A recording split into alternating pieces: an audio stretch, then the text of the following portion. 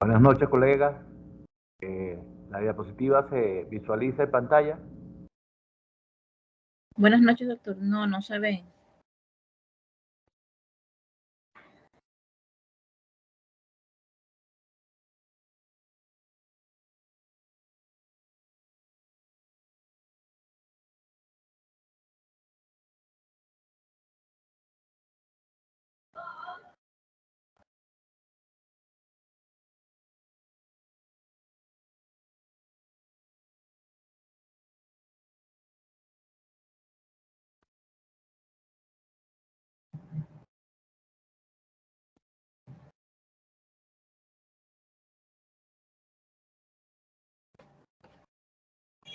Ahí sí, doc. ¿Sí? Sí, doc. Bienvenidos a una nueva jornada de interacción educativa con distintos niveles de conocimiento o distintos puntos de la curva de aprendizaje que poco a poco irán nivelando con el paso del tiempo, la experiencia y el uso de los equipos de ecografía. El tema que nos ocupa hoy en la noche es la parte patológica del Doppler hepático, la parte patológica de un Doppler portal. Los signos de hipertensión portal, los signos ecográficos de una enfermedad de Buch-Chiari, en fin, las distintas patologías vasculares interesantes para manejar. Los objetivos de esta parte de la charla es describir principales patologías y hacer valoración del Doppler hepático patológico. Tenemos la anatomía del sistema portal, que ya lo repasamos en la noche de ayer. Tenemos como temas patológicos hipertensión portal, la fístula arteriovenosa, la trombosis de la vena porta y el síndrome de Buch-Chiari.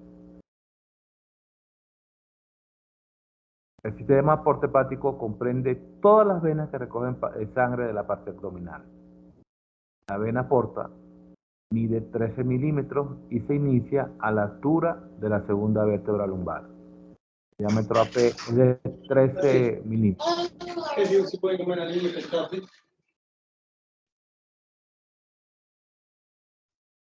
Se forma por la unión de las venas mesentérica superior y esplénica. Entonces, la vena porta se forma por la unión de la vena esplénica y la mesentérica superior, creando el tronco común de la vena porta.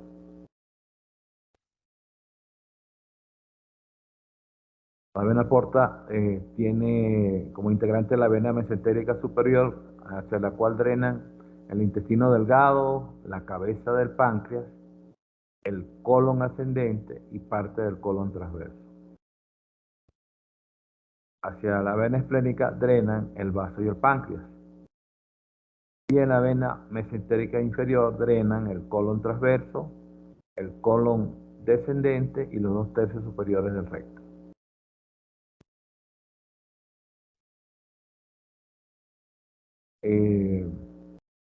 La vena porta, como ya hicimos mención ayer, tiene una forma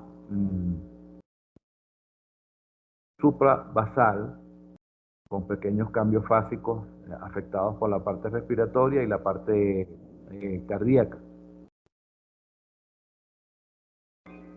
La arteria hepática, de la cual hicimos mención, y uno de los colegas hoy me envió una imagen muy buena de la parte del Doppler espectral hepático. Tiene una velocidad de 30 a 60 centímetros y una onda pulsátil de baja resistencia. Los parámetros Doppler a tomar en cuenta en la parte cualitativa es la permeabilidad del vaso, la dirección del flujo sanguíneo y la morfología de la onda espectral. En la parte semi-cuantitativa medimos los índices de resistencia o pulsatilidad. En realidad no los medimos porque todos los equipos tienen en su software Cuando realizamos ya el eco espectral, la programación para darnos inmediatamente el índice de resistencia y pulsatilidad de los vasos insonados. Y en la parte cuantitativa tenemos las medidas de velocidades y flujos. Repetimos en la sistemática de la ecografía Doppler Color: ángulo de exploración menor a 60 grados, adecuación de los parámetros técnicos, en este caso rango de velocidades, a las velocidades esperadas en el vaso en estudio. Jugamos con la frecuencia de repetición de pulso, de acuerdo al flujo del vaso, lo disminuimos o lo aumentamos para obtener mejor imagen. Un registro Doppler nítido, jugando con las ganancias, con la línea de base y la frecuencia de repetición de pulso. Deben obtener 3 mediciones similares, descartar valores con variaciones mayores al 20% en esas 3 mediciones. Determinación de velocidades y medición del calibre en la misma zona anatómica. Vena porta: evitar áreas de flujo helicoidal para evitar confusiones. Es una variante anatómica normal de la vena porta. Cuanto a los factores del paciente para la evaluación Doppler, debe estar en ayunas. Se debe realizar el estudio después de 10 minutos de reposo. Hay que hacer valoración de la respuesta al tratamiento farmacológico, observar los cambios circadianos en el flujo portal, que es igual a realizar el estudio a la misma hora del día, y realizar el estudio siempre con el mismo equipo, para evitar esos factores de desviación en el estudio. Agregaríamos a estos factores de preparación del paciente algún medicamento para eliminación de gases.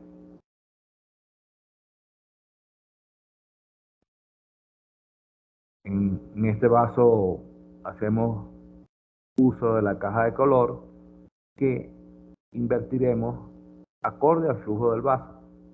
Colocaremos la muestra en la zona central, alejado de las paredes del vaso, y reduciremos o aumentaremos la caja de la muestra. Luego colocaremos el ángulo Doppler, que en relación a las paredes del vaso no debe ser mayor a 60 grados. Así obtenemos una imagen adecuada, acorde al planteamiento de los parámetros técnicos. Hablemos de hipertensión portal. Las causas más comunes son resistencia al paso de la sangre al hígado por compresiones intrínsecas, intravasculares, intraluminares, o por compresiones extrínsecas, por fibrosis del componente del parénquima hepático, por tumores que hagan compresión en los vasos insonados. El flujo cambia de hepatopeto, que se acerca, va en dirección supravasal a hepatofugo, se aleja, va en posición infralámina base. Hay retorno por las venas esplénicas y la vena mesentérica superior. Esta es una de las causas de la esplenomegalia en la hipertensión portal. Al aumentar el retorno venoso hacia la vena esplénica, contribuye al aumento de tamaño del vaso, produciendo esplenomegalia e hiperesplenismo. Trombocitopenia y leucopenia también son causas que conllevan a la parte de la hipertensión portal. La dilatación de la porta puede llevar a congestión vascular, transsudación, que no es más que hiperpresión en la luz del vaso, y salida de líquido por esa hiperpresión vascular. Y ascitis por efecto sobre los vasos linfáticos. Circulación colateral también observaremos: paraumbilical, espleno-renal. En la paraumbilical observaremos recanalización de la vena umbilical, observaremos colaterales abdominales, produciendo el famoso signo de la medusa, aumento del flujo espleno-renal, recanalización de las venas y dilatación de las venas gastrorrenales, produciendo dilatación de las venas esofágicas y las venas gástricas, engrosamiento de la pared vesicular y hemorroides, en la parte vascular, de los signos de una hipertensión portal. La hipertensión portal, que siempre es el resultado de algún proceso que obstruya el flujo de sangre en el sistema porta, se clasifica de la siguiente manera. Prehepática, cuando la obstrucción se localiza en el tronco de la porta o en la vena esplénica, produciendo en algunos casos la cavernomatosis de la porta. Prehepática, cuando la obstrucción intraluminal o extrínseca se localiza en el tronco de la porta o en la vena esplénica. Hepática, cuando la obstrucción es debida a procesos que comprometen el tejido hepático, como cirrosis o fibrosis hepática. Hipohepática, causada por obstrucción de las venas suprahepáticas o de la porción torácica de la vena cava inferior, como ocurre en el síndrome de Buch-Chiari y en la pericarditis constrictiva. Entonces tenemos tres zonas donde se produce hipertensión portal, todas causadas por obstrucción. Prehepática, donde se afecta el tronco de la porta o la vena esplénica. Hepática, cuando hay compromiso del tejido hepático por cirrosis o fibrosis hepática. Y poshepática, por obstrucciones de las venas suprahepáticas o de la porción torácica de la vena cava inferior. Clasificación de la hipertensión portal de acuerdo con el lugar de obstrucción del sistema portal. Suprahepática, la etiología sería por insuficiencia cardíaca, por pericarditis constrictiva, por trombosis de las venas suprahepáticas o síndrome de Buch-Chiari. Hepática, post-sinusoidal, por enfermedad venoclusiva, sinusoidal por cirrosis o hepatitis crónica, y pre-sinusoidal por esquistosomiasis, por linfomas o por fibrosis hepática congénita. Esquistosomiasis es una parasitosis que se adquiere en aguas dulces por el parásito Esquistosoma manzoni. Produce lesión hepática presinusoidal. En la zona prehepática o infrahepática, por trombosis portal, trombosis de la esplénica, compresión extrínseca o invasión tumoral. Las manifestaciones clínicas: ascitis, hepatomegalia dolorosa, ingurgitación yugular de origen cardíaco, y el hígado se puede observar sano al comienzo de la hipertensión. Apreciaríamos circulación colateral en las venas suprahepáticas por obstrucción, aparece de una forma de equilibrio hemodinámico, circulaciones colaterales de estos vasos. Hepatoesplenomegalia, varices esofágicas, hemorragia digestiva y un hígado enfermo desde el principio en las obstrucciones presinusoidales o sinusoidales. En la prehepática observaremos esplenomegalia en 3 grados de aumento. El tamaño promedio del vaso es de 12 a 13 centímetros. Hemorragia digestiva por varices esofágicas, ausencia de ascitis, ausencia de circulación colateral superficial y, en su inicio, un hígado sano. Comparten manifestaciones clínicas similares en la mayoría de los grados o niveles de obstrucción. En un paciente con obstrucción del sistema portal, siempre vamos a observar ascitis. Vamos a observar varices esofágicas con sangramientos digestivos altos que pueden producir sangramiento en melena o sangre rutilante, hemorragia digestiva y esplenomegalia, siempre. Siempre vamos a observar esas características clínicas. La clasificación de la obstrucción puede ser prehepática, por obstrucción, por trombo en la porta o en la vena esplénica. Es esquemática donde observamos una lesión intraluminal en el tronco venoso portal, lo que causa los signos de hipertensión portal. En la hepática observaremos obstrucciones por procesos de cirrosis que van a producir inicialmente un aumento de los lóbulos hepáticos, uniformidades de los bordes, y en la segunda fase observaremos nódulos en la superficie del órgano hepático, líquidos y transformación o deformidad de los ángulos del mismo. Entonces, en la segunda fase de la cirrosis hepática. La clasificación poshepática es causada por obstrucción de las venas suprahepáticas. Ahí nombramos la enfermedad de Buckshire. También tenemos una clasificación de la hipertensión portal hepática presinusoidal, sinusoidal y postsinusoidal.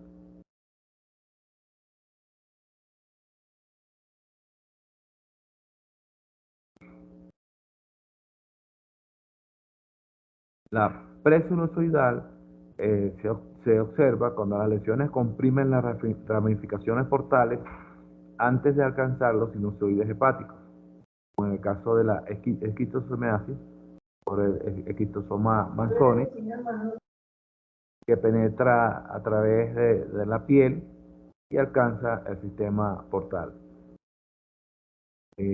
Por cirrosis, ya sea por intoxicación con metales pesados, por alcohol, la causa más frecuente,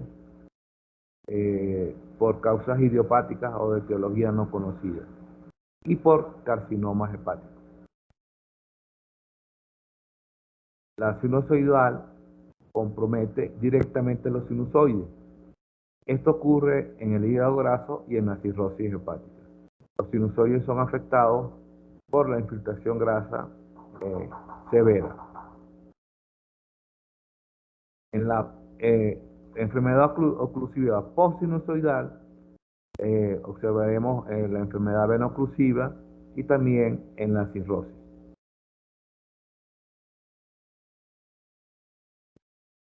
La vena porta tiene un calibre de 13 milímetros que varía con la fase respiratoria.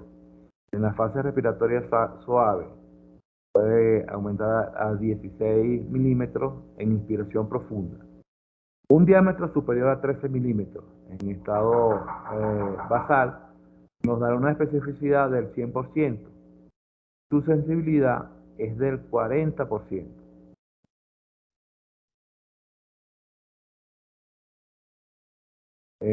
Signos directos: aumento de la presión en la vena porta, mayor a 10 a 12 milímetros de mercurio. Un gradiente por tocaba normal es menor a 6 milímetros de mercurio.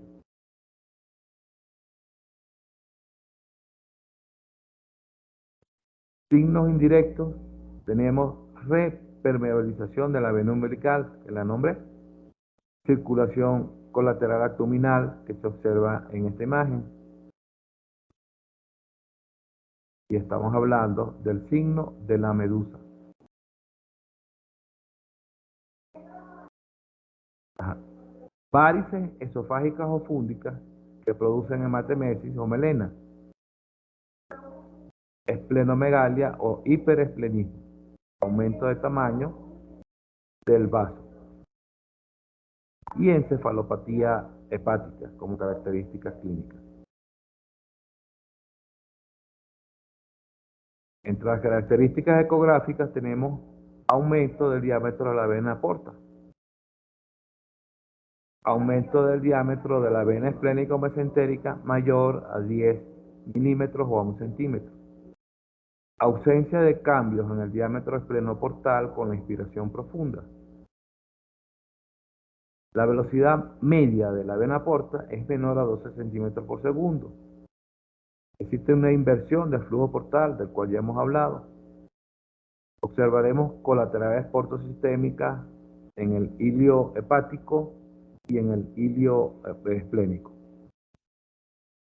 La vena coronaria tiene un diámetro mayor a 0.6 centímetros de diámetro y la vena paraumbilical tiene un diámetro mayor a 0.3 centímetros de diámetro. La esplenomegalia es un aumento del diámetro cefalocaudal mayor a 13 centímetros y la presencia de ascitis.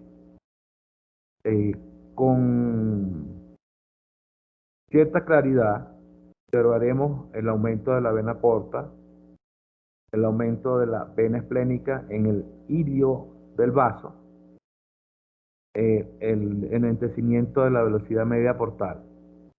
Observaremos ascitis con facilidad.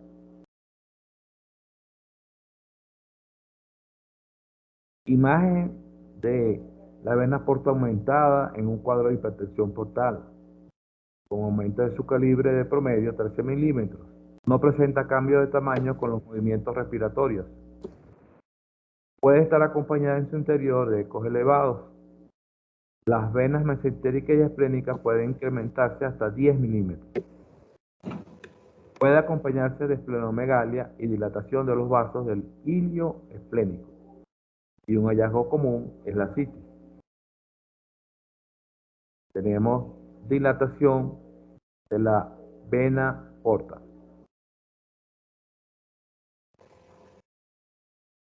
Al Doppler color observaremos inversión de flujo de la vena porta. Se observa continuidad del flujo sanguíneo desde el ligamento redondo por delante hasta la superficie del hígado. Y pueden observarse vasos colaterales.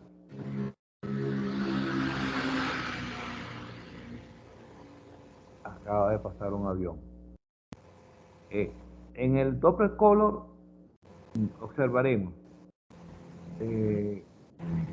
flujo irregular, colaterales paralelas a las venas suprahepáticas o paralelas a la vena porta. El registro de la vena porta puede invertirse. Basal pasar a infravasal. Existe un flujo continuo con pérdida de la variación durante la respiración. Desaparece la pasividad. Hay un descenso de la velocidad de la vena porta de 9 a 12 centímetros por segundo y se asocia con aumento del flujo de la arteria hepática. Mencionamos en la parte espectral, nos daremos cuenta de la disminución de la velocidad del flujo de la porta. Observaremos la inversión de flujo, y son características Doppler espectrales.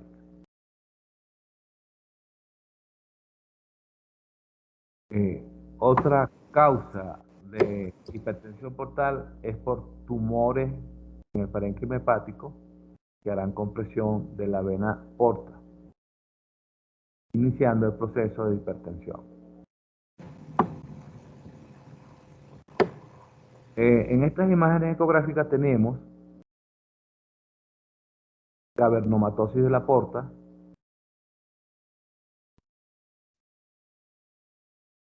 aumento del diámetro de la vena esplénica en el ilio esplénico y derivaciones portosistémicas en el ilio esplénico también.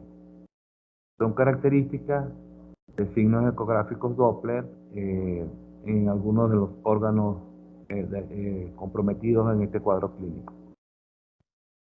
Cavernomatosis, que produce un flujo irregular, en algunos casos se debe a obstrucción venosa, dilatación por aumento del flujo hacia la vena esplénica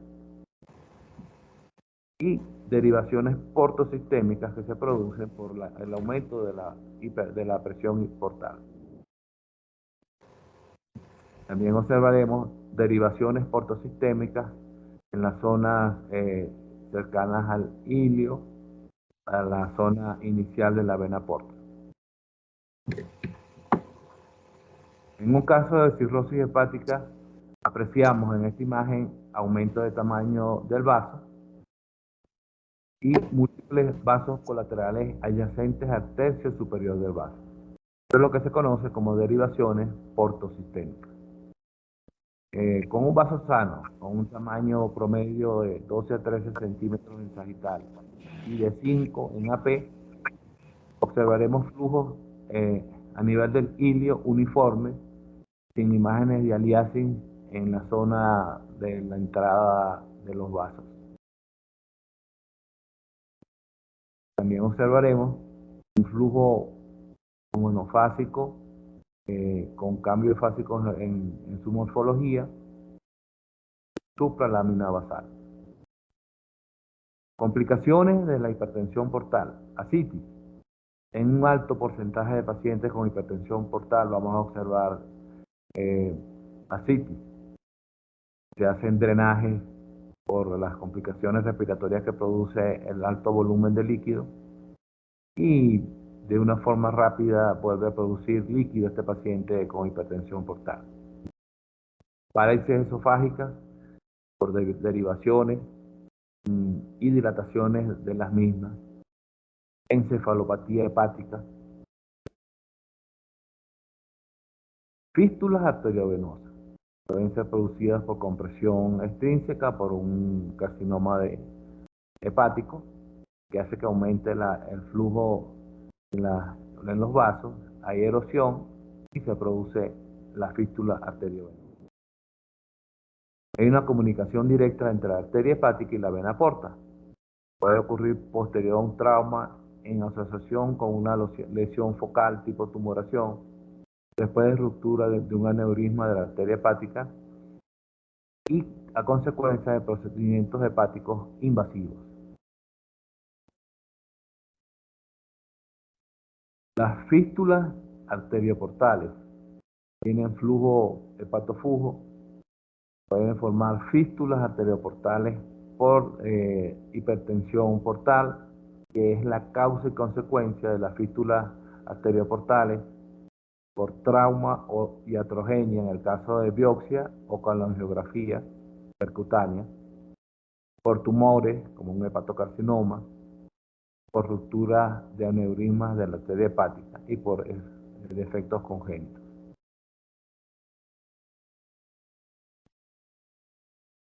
En la imagen que tenemos en la diapositiva, observamos el contacto que ocurre entre la vena porta y la arteria hepática. Se produce por hipertensión, erosiones de las paredes y se produce la fístula arterioportal. Entonces, en el Doppler espectral observaremos un flujo de entrada y salida, Tooth-Abflug, de entrada y salida.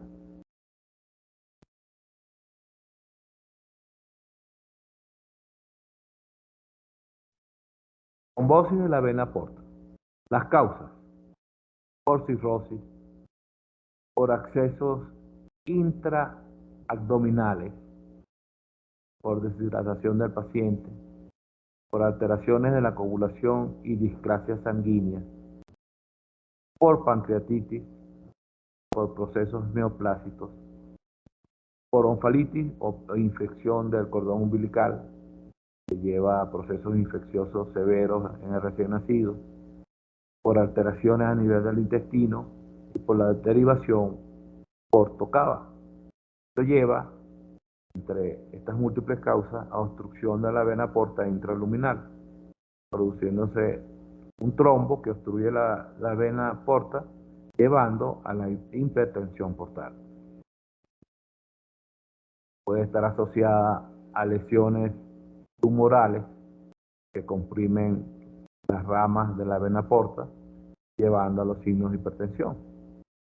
Hepatocarcinomas que comprimen la reportis, deforman la estructura, la comprimen y se inicia el proceso de hipertensión. Procesos tumorales que comprimen en la vena porta, llevando a los pasos de la hipertensión portal.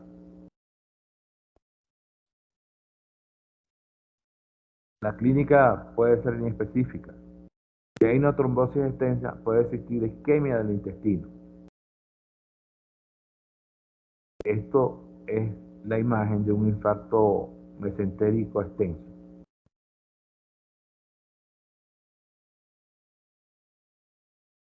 En el caso de flujo reducido, la cirrosis es una de las causas principales, por las causas ya nombradas: uso excesivo de alcohol, eh, intoxicación con metales pesados y causas idiopáticas, neoplasias hepatobiliares, cáncer gástrico.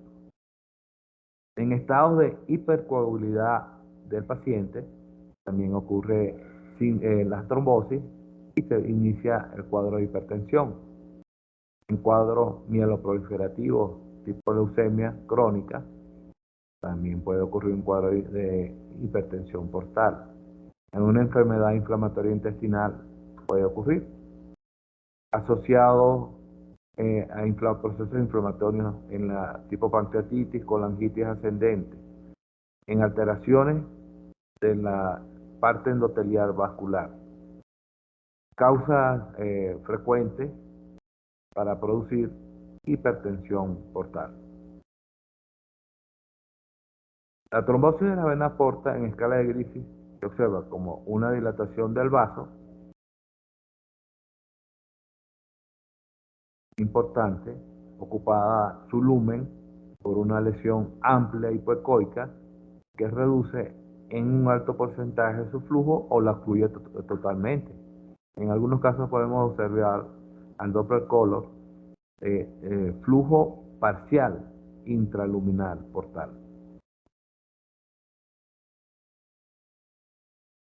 También podemos encontrar trombos ecogénicos dentro de la luz de la vena porta. Esto puede producir colaterales de la vena, dilatación del calibre de la misma y transformaciones cavernomatosas en la zona afectada. El trombo de la vena porta produce cavernomatosis, derivaciones cortosistémicas en la zona ilial en este caso del vaso.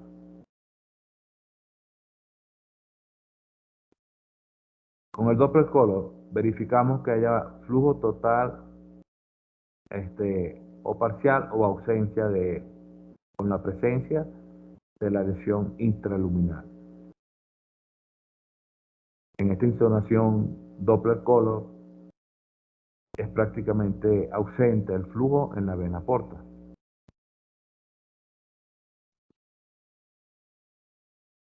Observamos incluso en esta imagen una oclusión parcial por el trombo en la vena porta, que permite un flujo pre y post-obstructivo.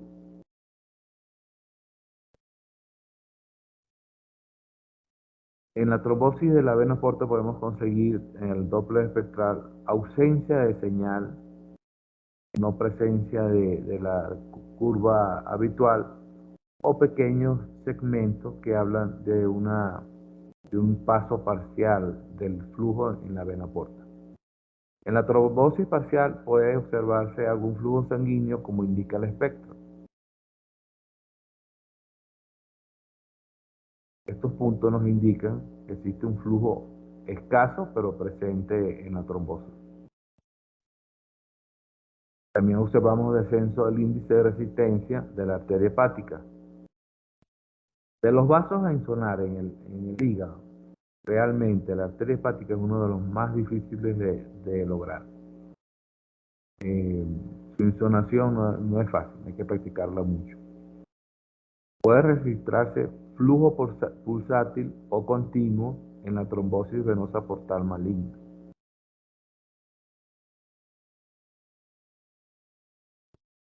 El índice de resistencia de la arteria hepática lo observan disminuido en estos valores de un Doppler espectral, 0.48, con el valor promedio de 0.5.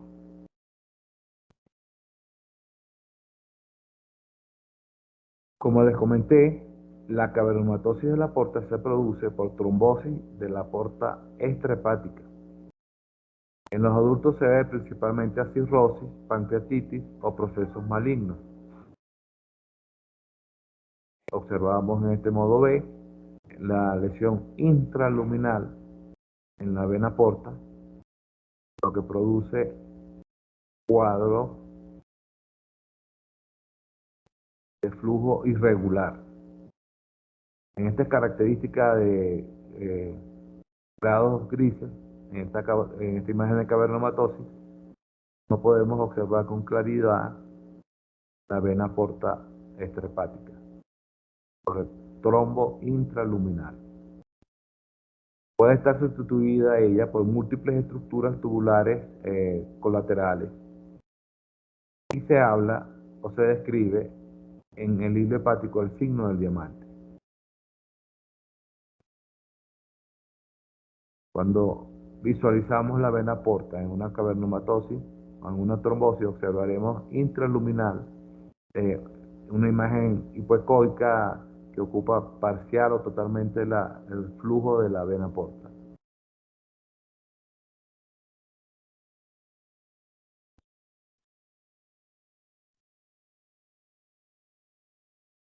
En la insonación Doppler observaremos múltiples imágenes tubulares anecoicas con flujo Doppler color, sin identificación de su vaso principal en la vena portal. Por supuesto, se observan derivaciones portosistémicas como parte del equilibrio hemodinámico que trata de tener el hígado al no tener un flujo presente en sus vasos extra o intrahepáticos. La transformación cavernomatosa ocurre por múltiples vasos en el porta hepatis, en la rama derecha e izquierda del porta hepatis, y aparece circulación colateral periportal. ¿Se acuerdan de la imagen de la bailarina?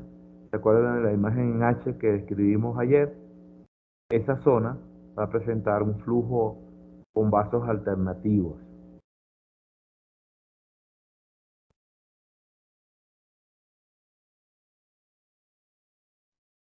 En la cavernomatosis de la porta hepática, los flujos se pueden alterar, apareciendo variaciones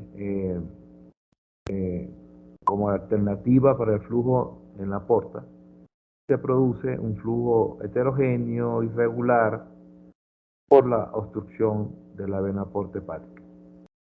No es el flujo que observamos en las diapositivas anoche.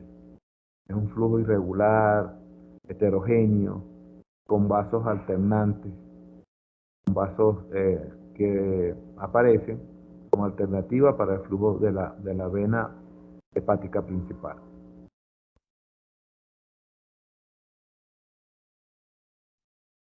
Imagen solo con la caja de color, donde observaremos la vena porta irregular, con flujo heterogéneo, tipo aliasing, en este vaso, con una esplenomegalia severa.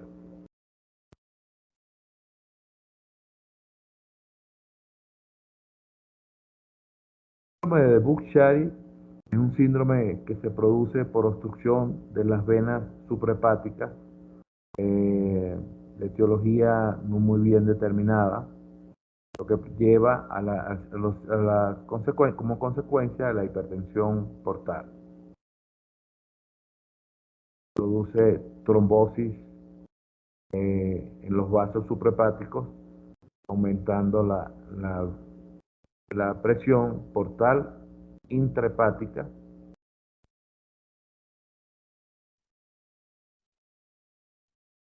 y no es más que la obstrucción parcial o completa del flujo venoso hepático.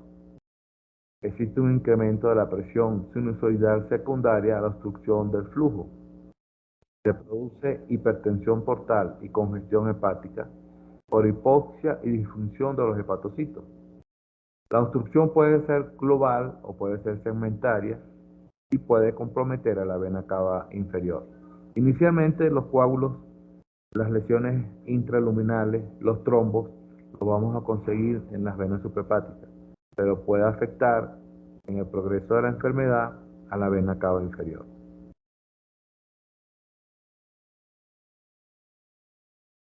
La obstrucción del flujo venoso está localizada en las venas suprahepáticas y en casos más acentuados también obstruye la vena cava inferior. Esto produce un aumento de la presión hepática sinusoidal y lleva a hipertensión portal.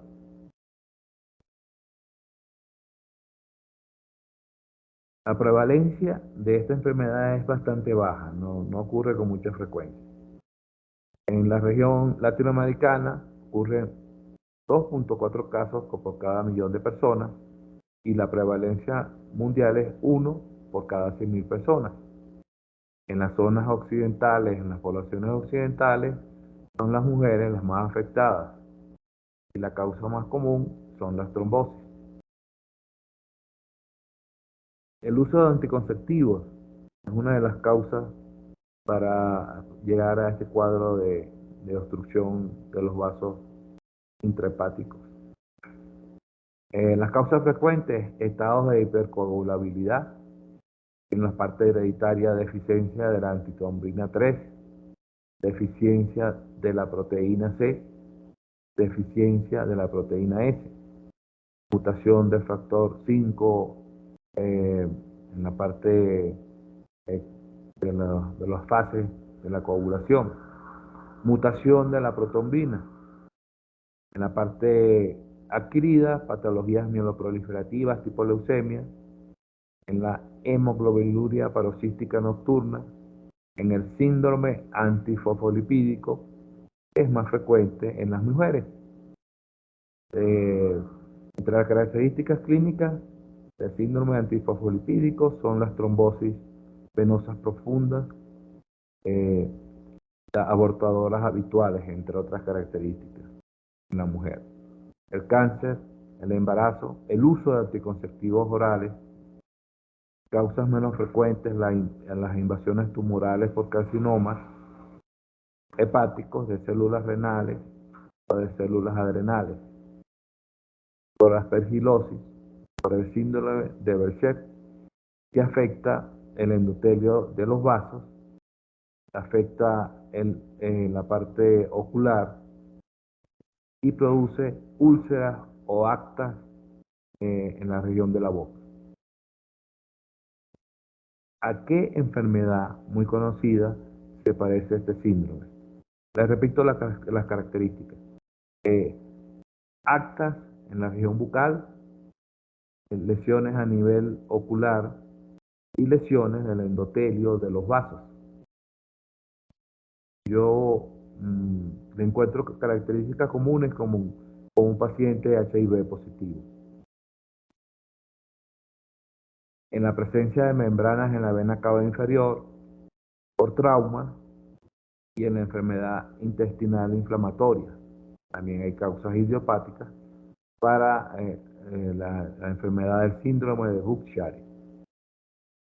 Las clínicas de la enfermedad: dolor abdominal en hipocondrio derecho, hepatomegalia, ascitis, náuseas, vómitos, síntoma ictérico en el paciente, esplenomegalia y varices esofagogástricas.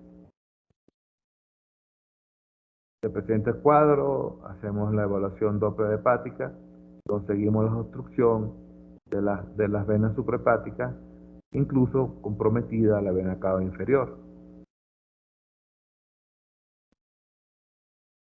En la fase aguda, el flujo puede estar ausente o restringido en los vasos.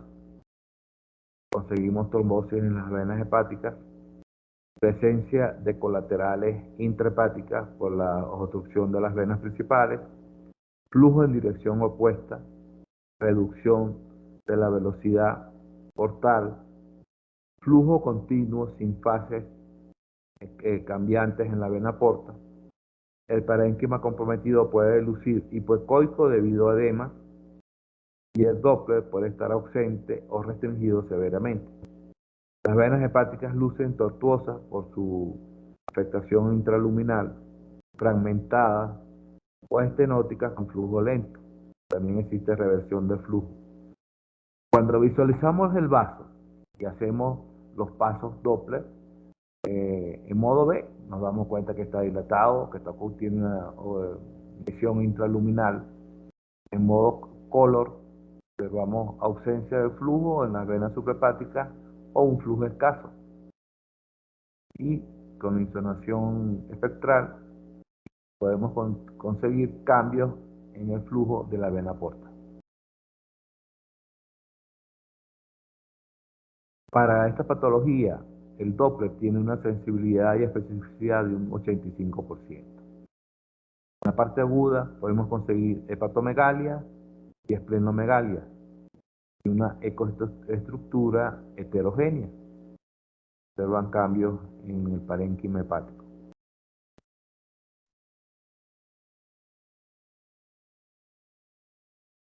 En sus fases crónicas observaremos hipertrofia del lóbulo caudado. Recordemos que el tamaño promedio del lóbulo caudado es de 5 centímetros. Atrofia de los segmentos comprometidos. Nódulos regenerativos grandes en el parénquima hepático. La vena cava inferior y las venas hepáticas pueden estar estenóticas o ocluidas, no visualizadas o con trombos en su interior que ocupan la luz total del vaso o parcial. Existen hallazgos subjetivos de enfermedad hepática parenquimatosa como la ascitis y la hipertrofia del lóbulo caudado. Cuadro que concuerda con hipertensión portal, con la segunda fase de una cirrosis hepática. Se pueden desarrollar nódulos regenerativos debido a que el aporte arterial es inadecuado. Existen venas hepáticas que no se visualizan o están estenóticas y la presencia de colaterales intra y extrahepáticas. Observamos en el fondo de saco de Douglas y en el fondo del saco anterior líquido, presencia de líquido, es un útero, lo que nos habla de una citis importante en este caso. Un lóbulo caudado hipertrofiado, nódulos regenerativos en el interior del hígado y un engrosamiento de la pared vesicular.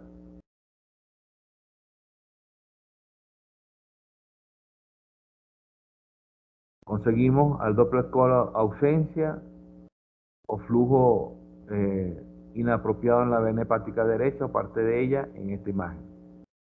Hay discontinuidad de la vena hepática principal, la vena porta, y de la vena cava inferior.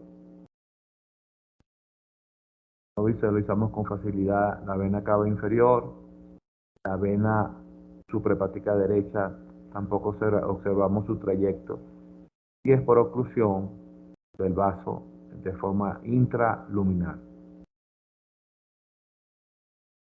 Observemos colaterales, intra y extrahepáticas, un flujo bajo ausente en la vena cava inferior, trombos tumorales dentro de la vena cava inferior también podemos observar en el cuadro de la enfermedad de Buch-Chiari. La luz de la vena cava inferior puede estar colapsada por estenosis. Logramos visualizar con claridad la luz de la vena cava inferior. Ella tiene un diámetro aproximado de 20 milímetros.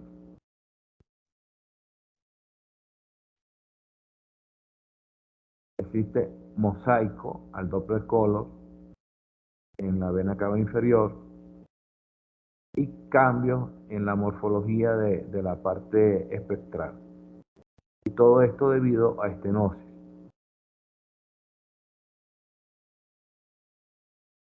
Circulaciones colaterales patológicas que aparecen durante el cuadro de síndrome de Buch-Chiari por oclusión de los vasos hepáticos principales. Estos son vasos hepáticos colaterales, alternativos. Las venas hepáticas pierden su forma, su trayecto, su continuidad. Pueden tener ecogenicidad en su interior. hay un aumento severo del lóbulo caudado. Recuerden que está cercano a la vena cava inferior, el lóbulo caudado.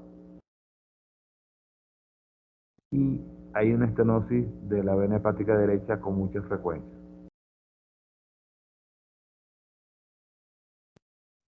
La estenosis cambia la morfología de la vena hepática, aumenta la velocidad en algunos casos. Hay presencia de colaterales tratando de suplir el flujo intrahepático por obstrucción de la vena suprahepática derecha. En este caso, logran identificar el trombo en la vena hepática media y la derecha, que son vistos como áreas ecogénicas en la imagen transversal subcostal, y los vasos colaterales que conectan la vena hepática ocluida con la permeabilidad de las venas vecinas.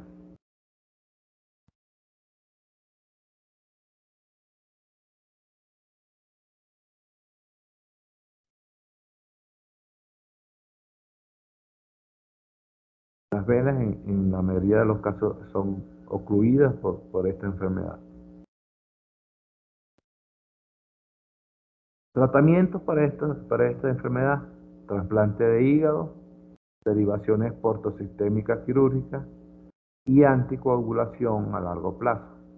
Es decir, que es irreversible la enfermedad de Buch-Chiari. Valoremos la vena cava inferior. Ella conduce a la aurícula derecha del corazón sangre procedente de las partes del organismo situadas por debajo del diafragma. Está formada por la unión de las dos venas ilíacas primitivas a nivel de la quinta vértebra lumbar. Llegan a la aurícula derecha.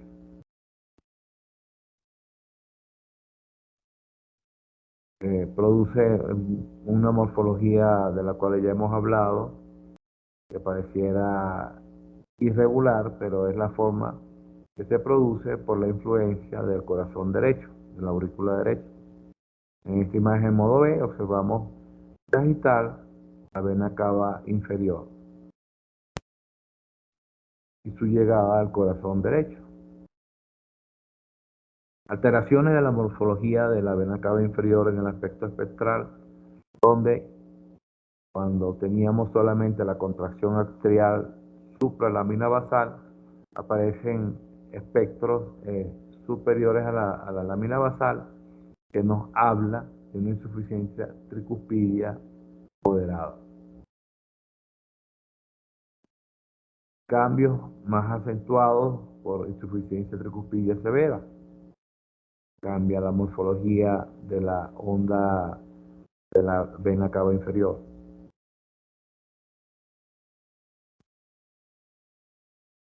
Imagen, filas, anoten, apunten, de una insuficiencia cardíaca derecha que produce dilatación de la vena cava inferior y dilatación severa de las venas suprahepáticas y sus ramas. Insuficiencia cardíaca del corazón derecho, lo que conlleva a esta dilatación importante de los vasos intrahepáticos. Cuando existe sobrecarga cardíaca derecha, la vena hepática cambia su morfología.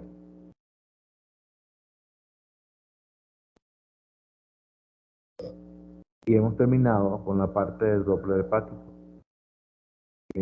Pasemos a la parte de interrogantes, a la parte de casos personales, a la intervención por parte de ustedes, por favor.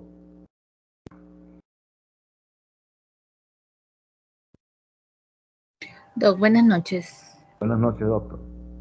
Una pregunta. ¿Siempre se va a ver en pacientes con problemas cardíacos o insuficiencias cardíacas problemas a nivel de la circulación hepática? Y es del lado del corazón derecho. Si es afectada la válvula tricuspidia, sí. Ya, ya. Ok, gracias. Si hay una insuficiencia cardíaca congestiva, esa imagen estrellada de la dilatación de la vena cava inferior y la suprahepática se va a ver con mucha frecuencia. Ok. Porque parece que está haciendo memoria. Mi papá tuvo una insuficiencia cardíaca, pero no recuerdo si era del lado derecho. Y él falleció antes del mes del diagnóstico.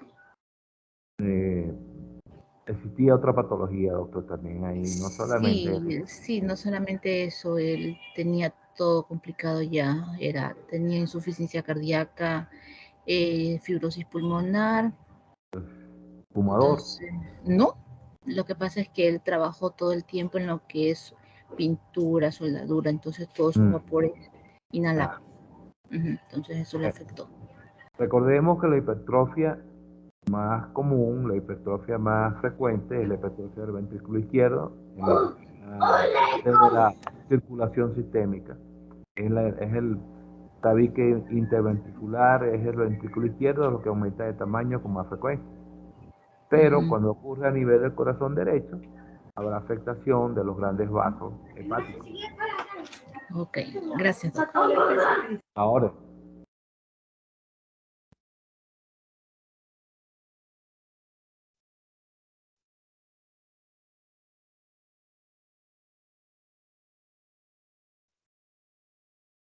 el síndrome de Buchiari es tan raro que no he tenido oportunidad de hacer evaluación de un caso con esta patología. En mis años de experiencia en la parte práctica de la ecografía no ha pasado por mis manos un paciente con esta enfermedad. Quizás sea su derivación directa a un gastroenterólogo, lo que no permita que llegue a nuestras manos un paciente portador de la enfermedad de Buchiari. Eh, Estaría a la expectativa como ustedes. Tengo parte de la teoría y me gustaría complementarla con la práctica. No es una enfermedad muy común. En lo contrario a la hipertensión portal. La hipertensión portal sí logramos verla con relativa frecuencia. Sí he tenido oportunidad de hacer evaluaciones Doppler en pacientes con hipertensión portal eh, acentuada o con grados medios. Y muchas de las características que describimos en las diapositivas se observan en estos pacientes. Es frecuente la citis, en el caso de cirrosis es frecuente en la segunda fase de la cirrosis la deformidad, la presencia de líquido, los nódulos en la superficie del órgano, la deformidad de los ángulos, las dilataciones de los vasos.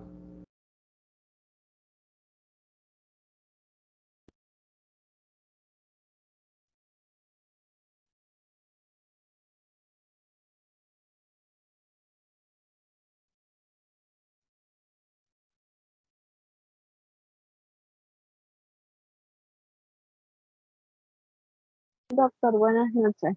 Buenas noches, doctor. Sí, a lo que usted estaba dando la explicación correspondiente a también los factores adquiridos, usted dijo también que puede ser causa también de los anticonceptivos. O Sí, sea, doctor. Sí. cuando, sí, eh, que sería por un tiempo largo cuando una paciente toma anticonceptivos porque un periodo más de 3 años, dependiendo de los anticonceptivos orales o son inyectables, también ahí esa parte estoy en duda, porque como usted los englobó como anticonceptivos, entonces esta parte sí necesito que usted me la pueda explicar para poder tener un poco más amplio el, el concepto o cómo interviene en este tipo de patologías. El hiperestrogenismo, producto de los anticonceptivos orales, produce efecto graso hepático. este efecto graso produce alteraciones sinusoidales. También el uso de anticonceptivos, no en una incidencia o en una prevalencia tan alta, puede producir tumores hepáticos. Esto lo sabemos por referencias bibliográficas. Y esto lleva a la hipertensión portal. Ya. Entonces, al menos yo leí un artículo donde se dice que, bueno, que es preferible utilizar cualquier tipo de método anticonceptivo solamente por 3 años. Claro, pues no, a excepción pues de los que son los implantes que vienen de 5, el DIU, que algunas veces viene más extendido, lo que es la T, y también que, bueno, esos son anticonceptivos que, o sea, tienen una prevalencia, duran mucho más tiempo, ¿no? Pero yo sí leí que más que todo lo que son métodos anticonceptivos inyectables u orales, son preferiblemente utilizarlos un tiempo determinado, solamente por 3 años. A excepción pues también de los otros anticonceptivos que se ponen cada 90 días, y que algunas veces yo sí no recomendaría eso porque debemos tener en cuenta también edad de paciente, peso de paciente, y digo yo así, forma de vida, porque recordemos que en nuestro país, en zonas rurales, la alimentación es base a muchos carbohidratos, todo lo que tienen que ver algunas veces con lácteos, la leche, el queso en el área del campo. Entonces, al menos yo cuando es así, recomiendo siempre solamente un método anticonceptivo, sea oral o inyectable, solamente por, o sea, 3 años. De ahí cambiar otro método anticonceptivo, porque hay personas que sí, me he encontrado con pacientes que han utilizado métodos anticonceptivos casi por 10 años, el mismo método. Y eso también ya comienza a haber también un déficit de su periodo menstrual, ya no es como antes. Ellas relatan asimismo que, o sea, presentan solamente 2 días un manchado y ni siquiera es un periodo, se podría decir, normal, ¿ya? Por esto. Y yo siempre digo, aconsejar siempre, eh, coger y guiarlas más que todo, que siempre tienen que tener eh, una, una educación o por lo menos un conocimiento del tipo de método anticonceptivo que van a utilizar. Al menos siempre yo he sido muy responsable con eso de coger y guiar más que todo qué método puede coger y ser adecuado para esa paciente, porque recordemos que hay pacientes que tienen un sobrepeso y hay algunas que quieren ponerse implante, y yo sí no recomiendo cuando hay un sobrepeso, porque el implante se encapsula con el tejido adiposo. Entonces, por eso es que hay pacientes que fallan. Yo me he encontrado con pacientes con un sobrepeso y le han puesto implante, y cuando ya después narrándome, ellas me narran pues todo lo que han pasado al hacerle la anamnesis, es que me encuentro que sí, que salieron embarazadas, y después por eso es que comienza, es que no, es que el implante no sirve, que el implante esto, que el implante el otro. Entonces yo digo también la responsabilidad de la persona, pues no, que lo aplica, diciéndole pues que tiene que tener un peso más o menos promedio Adecuado. para poder coger y aplicar el implante, lo que es en el dérmico. Porque sí me he encontrado, un caso así mismo, me encontré con una chica de 22 años, el tercer embarazo, pero ella dice que le habían colocado el implante, pero yo al examinarla en el brazo, cogí y yo no sentí el implante. Se supone que el implante es algo, es un subdérmico que al examinarlo se palpa, se lo puede hasta alzar un poquito, pero esta chica era delgada, no es que tenía un sobrepeso, no es que tenía nada, pero ella dice que no, que tenía, y verdad, tenía, o sea, una pequeña cicatriz de lo que le habían puesto. Yo asimismo recomendé una ecografía porque yo palpaba, o sea, no encontré por ningún lado el implante. Y cuando examiné a lo que fue, pues, asimismo, en la parte ginecológica, vi cambios a lo que yo cojo y pongo en lo que es asimismo, pues, examinándola, veo un aumento de lo que es la parte uterina y mando a hacer un examen de embarazo, una prueba de embarazo y salió positivo. O sea, yo sí vi que tenía hasta un aumento, porque como le digo, era una paciente muy delgadita, o sea, delgadita. Y mandé a hacerle, digo, igual una ecografía para saber la edad gestacional, porque ella decía, no, yo me puse el implante hace 6 meses, pero como le digo, y tras eso recomendé una ecografía también en el brazo, porque yo digo, yo palpaba, yo trataba de coger y encontrarlo y por ningún lado lo encontré. Pero ella me aseguraba y aseguraba que se lo había puesto, que se lo había puesto. Y esa chica salió llorando porque no quería más embarazo. Yo sí, por La, eso.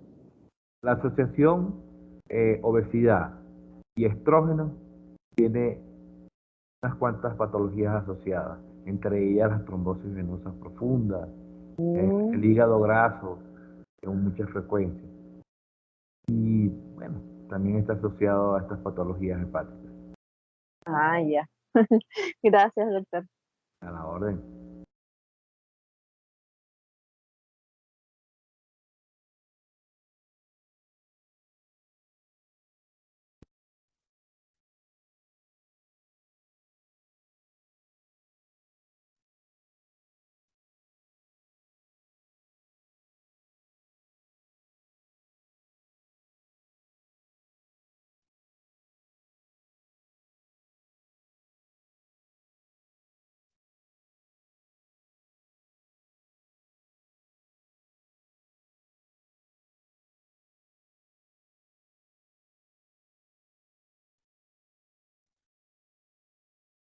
Nuevas preguntas con respecto al tema, eh, aclaratorias, está en mis manos.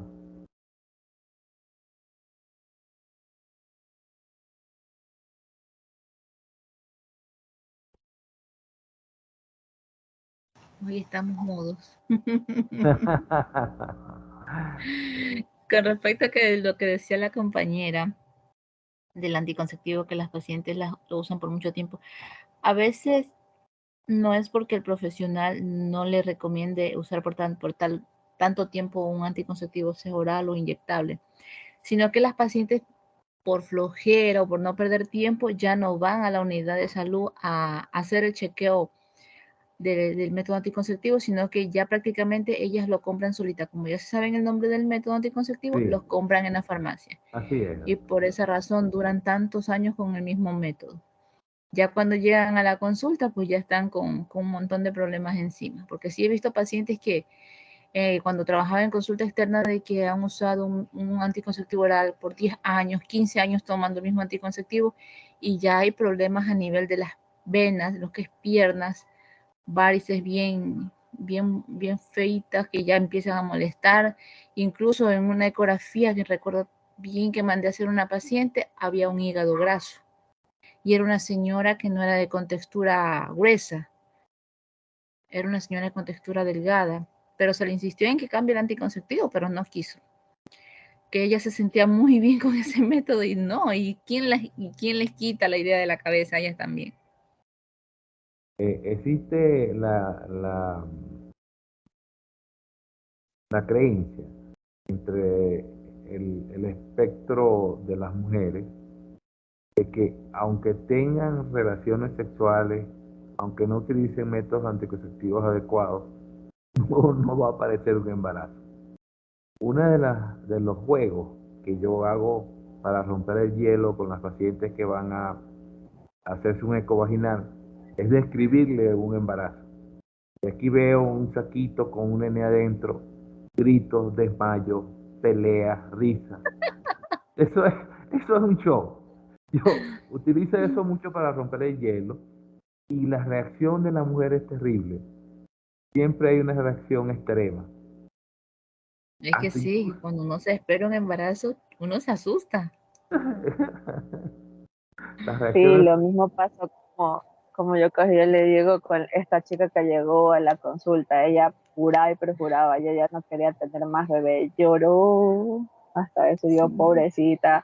Digo yo así, sí, realmente. Es verdad lo que dice compañera, que algunas veces sí, eh, claro, no depende mucho del profesional, sino también depende mucho de las pacientes que no Ujú. quieren cambiar método anticonceptivo, que ellas no, es que me gusta porque solamente me lo pongo una vez al mes, o yo sí me he encontrado con pacientes que han utilizado el método anticonceptivo inyectable cada 90 días.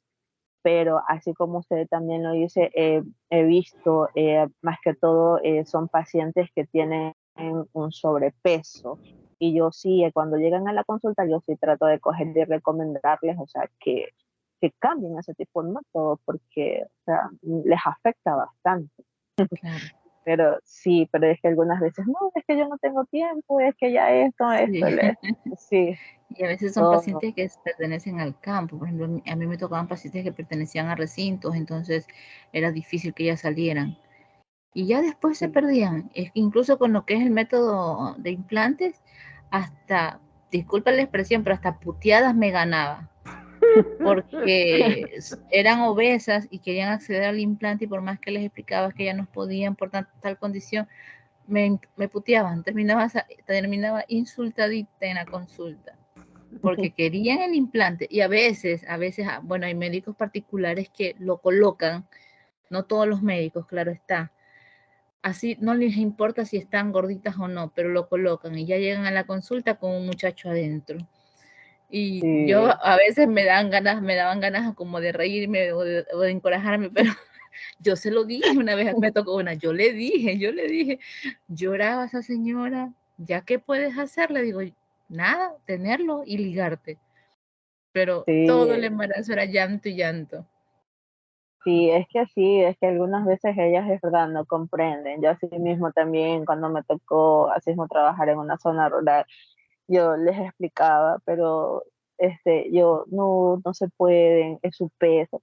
Y yo algunas veces yo cogía y les decía, si tú me bajas de peso, llegas al peso idóneo, yo te lo pongo.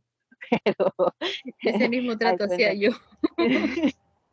algunas veces no, yo no me hago responsable. Le digo, si tú quedas embarazada, ya eso es responsabilidad tuya, porque yo cogí y te expliqué todos los métodos anticonceptivos que pueden coger y funcionar contigo, pero tú quieres implante, bueno, digo ya, sí, ya no se puede, no se podía más. Es verdad, como dice la compañera, algunas veces uno se gana unas tremendas insultadas porque no, es que yo quiero y yo quiero y yo quiero, y como es la paciente, pues uno tiene que, eso sí es verdad, algunas veces hay pacientes que son muy problemáticas. sí, modificar la conducta social es una de las cosas más difíciles que existen. Aunque se haga reiterativo la recomendación, aunque se les expliquen las complicaciones del uso prolongado, no. Las pacientes aprenden a comprar su medicamento en la calle, ya sea parenteral u oral, y la toman aparte o hacen oídos aparte de las complicaciones que pueden existir. Sí, eso sí es verdad, doctor, para que uno se encuentra con diferente tipo de personas. Hay unas que saben escuchar o comprender un poco, y hay otras que se cierran muchísimo en lo que uno trata de coger y aconsejarles. Eh, Eso es muy cierto. nuevas interrogantes con respecto al tema. Buenas noches.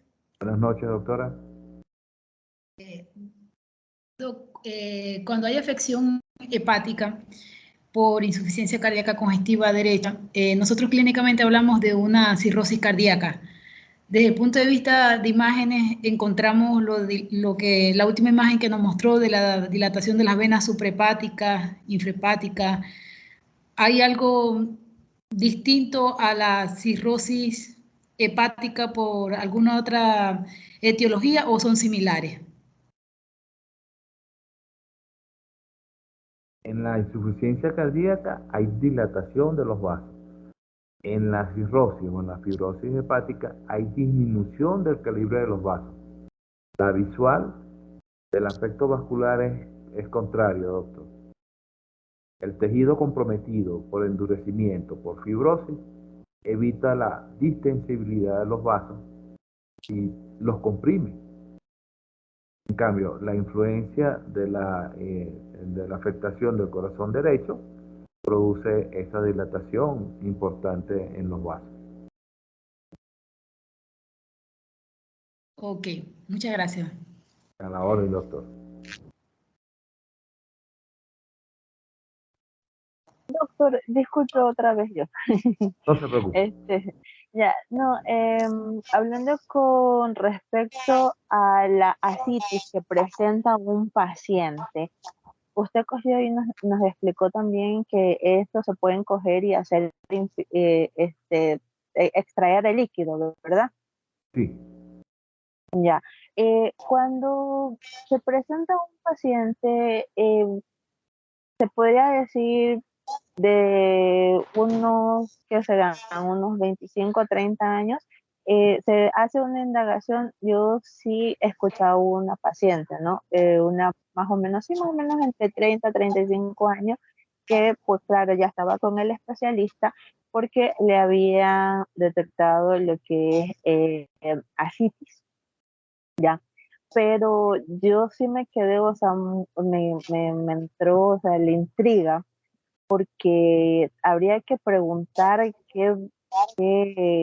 o sea, cómo su estilo de vida, qué trabajo, porque me parece una persona, o sea, poco joven, una mujer con ese tipo de patologías presentes.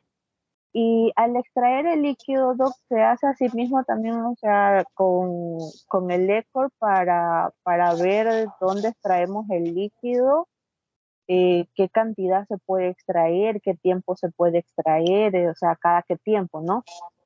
Porque esto, como usted mismo lo dijo, va a volver a coger y a presentarse. Sí. El drenaje lo hace tan fácil un gastroenterólogo o un cirujano que no utiliza muchas veces el auxilio de la ecografía. Claro que se puede utilizar, pero para ellos es tan fácil y tan repetitivo el mecanismo invasivo que van hacia la zona anatómica de clive, generalmente en la zona hipogástrica, donde introducen el catéter, puede ser con agujas de diámetro grande, o truco. Hacen drenajes de 1 litro, litro y medio en ese momento. Porque esto produce elevación del diafragma, produce dificultad respiratoria, produce dolor. El paciente es mejorado sintomáticamente haciendo la descompresión abdominal por drenaje del líquido ascítico. Y esto cada qué tiempo se lo recomendaría hacer al paciente.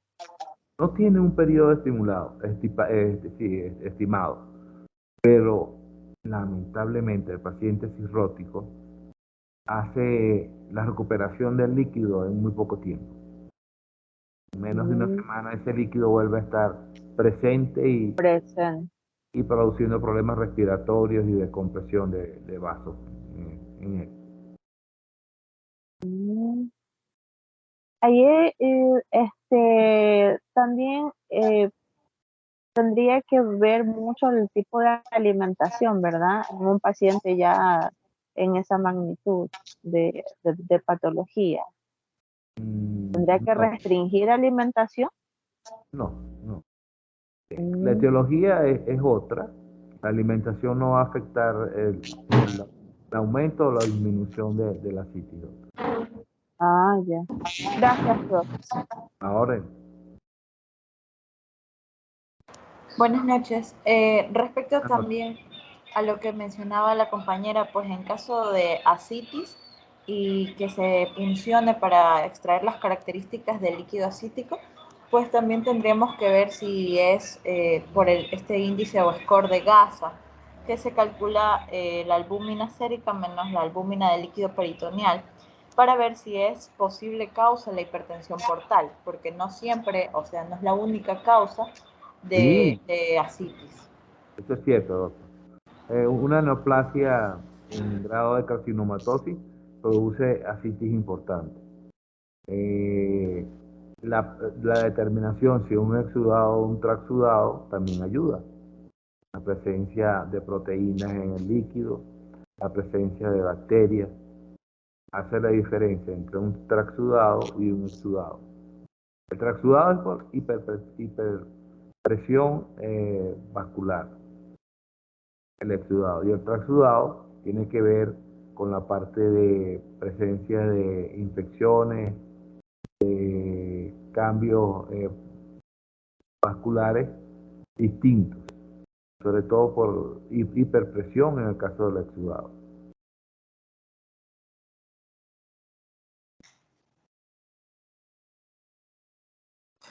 Sí, justo eso de cuando, por ejemplo, el GASA es más de 1.1, que dice que es hipertensión portal, podemos descartar otras causas, como usted bien lo dice, de exudado.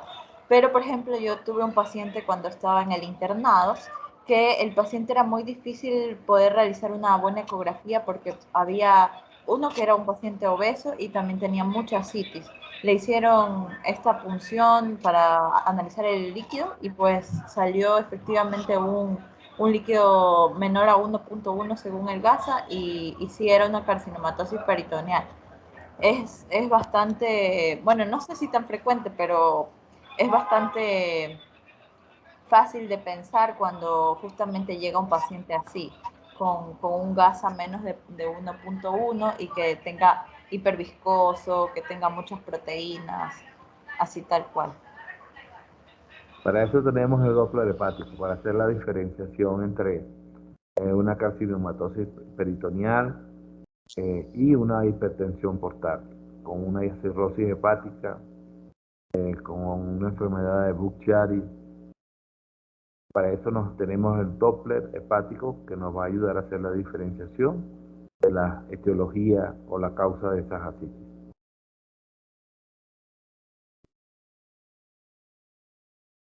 Doctor, buenas noches. Buenas noches, doctora. Una pregunta. Cuando estemos haciendo las prácticas, ¿nos van a enseñar a hacer así los cortes para la ecografía de Doppler hepático? Sí, sí, doctor, claro que sí. Ah, ya, ok, gracias, porque ya estoy preocupada. Sí, sí se va a hacer.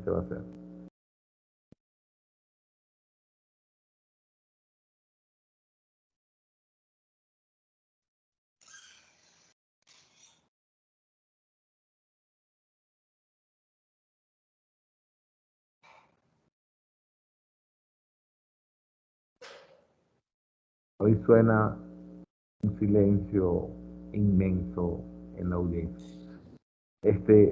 Bueno, entonces, por la noche de hoy, damos las gracias a los alumnos presentes en la charla y mañana retornaremos la actividad con el ecodoppler de miembro superior.